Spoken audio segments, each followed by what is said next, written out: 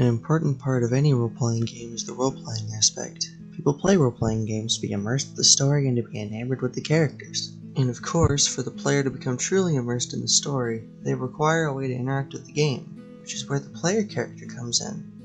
The avatar provides the perfect way to engage the player with the story. If you want the player to feel more like they actually are a part of the story, as in they are the character that they are playing, then there is no better solution than costumes.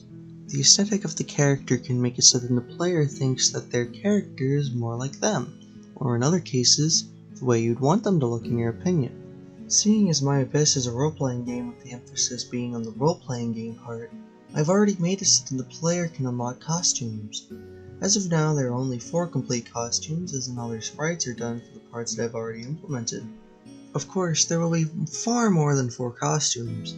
Having only 4 would be quite silly, seeing as I have room to make as many costumes as I want. So let's talk about some of them. First off, we have the sweater.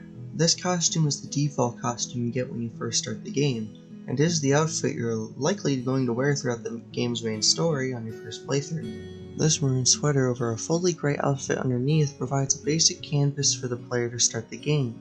It's a lot like your clothes in your everyday life when you first wake up. That's of course if you wear pajamas and or sweaters. Up next is the tunic. I want My Abyss to be accessible to anyone despite their opinions about how their character looks. So when the player starts the game, they'll automatically unlock themselves the tunic, so if the player doesn't like their outfit, they have the option to change it as soon as they get to a wardrobe.